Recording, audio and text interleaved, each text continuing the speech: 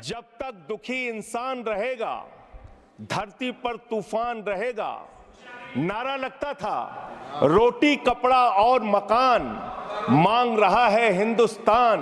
नारा लगता था धन और धरती बट के रहेगी, भूखी जनता चुप न रहेगी। लेकिन आज भारत को इस हालत में इन्होंने पहुंचा दिया है मान्यवर, जहां पर 3% संपत्ति 50% लोगों के पास है और 5% लोगों के पास देश की 60% संपत्ति है। इसके आगे हमारा संविधान कहता है सेकुलरिज्म की बात, धर्मनिरपेक्षता, जिसका खुलेआम आप विरोध कर रहे हैं। ये एक ऐसी सरकार है, हमारे प्रधानमंत्री जी भारत के संविधान पे शपथ लेकर देश के प्रधानमंत्री बने। यहां पे बैठे हुए सांसद संविधान की शपथ लेते हैं, मंत्री संविधान की शपथ लेते हैं, लेकिन संविधान में लिखी हुई बातों को नहीं मानते। धर्मनिरपेक्षता से इनको मतलब नहीं है। हमको अगर दर्शन करना होता है मान्यवर, तो हम काशी जाते हैं, महाकाल का दर्शन करने उज्जैन जाते हैं, प्रभु श्री राम का दर्शन करने अयोध्या जाते हैं। लेकिन भाजपाइयों को जब दर्शन करना होता है तो ये मस्जिद में भगवान का दर्शन करने जाते हैं।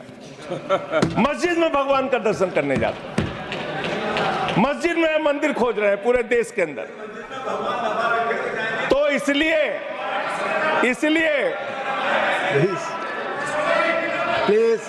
इसलिए मान्यवर, इसलिए मैं इनसे कहना चाहता हूं, कृपया घबराओ मत, सीट पर चीखना चिल्लाना शुरू कर देते हैं। जैसे ही बोलता हूं चीखना चिल्लाना शुरू। मान्यवर, ये भारत खोदो योजना चला रहे देश में, भारत खोदो योजना। अरे मैं कहता हूं अगर इतना ही खोदना है, कल को कोई आके दावा करेगा संसद को खोद दो, कम से कम प्रधानमंत्री की डिग्री मिल जाएगी, उसका तो पता चल जाएगा कहां है। संसद खोद दो। ये भारत खोदो योजना बंद करो, इससे देश का विकास होने वाला नहीं है। आपने शिक्षा में क्या हालत की देश की, माननीय शिक्षा मंत्री जी यहां पे बैठे हुए हैं, मैं बताना चाहूंगा शिक्षा के स्तर को आपने कहां पहुंचा दिया। 11 लाख, अरे क्या क्या यहां बोला गया, मैंने खूब सुना है, आप ही लोगों से सीखा है। 11 लाख बच्चों को सरकारी स्कूल से दूर किया गया, 11 लाख बच्चों को। यह देश के अंदर शिक्षा की व्यवस्था है और इसमें सबसे ज्यादा मान्यवर, अगर किसी राज्य की भागीदारी है जहां पे सबसे ज्यादा बच्चे सरकारी स्कूल से दूर हुए हैं, पिछले 8 महीने का आंकड़ा शिक्षा मंत्रालय ने लोकसभा में रखा, 11 लाख में से अकेले 7,84,000 बच्चे उत्तर प्रदेश में सरकारी स्कूलों से दूर गए। ये कर रहे हैं शिक्षा के नाम पे आप।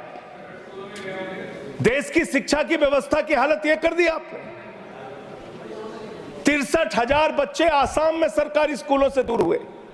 ये सरकार का आंकड़ा, मैं अपनी ओर से नहीं पढ़ रहा हूं।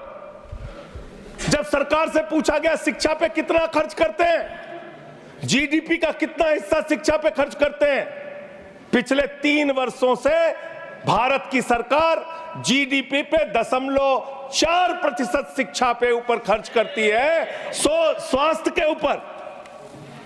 के ऊपर भारत की हमारी सरकार, जो अपने आप को कहती है मोदी जी की बड़ी योजनाएं हैं, बड़ी ताकतवर सरकार है, मात्र 2% स्वास्थ्य के ऊपर खर्च करती है। यह इस देश की हकीकत है। कैसे समानता आएगी, कैसे संविधान में लिखी हुई बातों की सुरक्षा हो पाएगी। अब देखिए टोका टोकी करेंगे। बोलिए ना, आप बोलिए, आप क्यों उधर बात अभी ये लोग जब बोल रहे थे मैं चुपचाप सुना। आप बोलिए। अगर जेल वेल की बात करोगे ना, जिस दिन सत्ता परिवर्तन होगा एक भी आदमी बाहर नहीं दिखेगा। फिर ऐसी बातें मत करो। आपस में बात नहीं।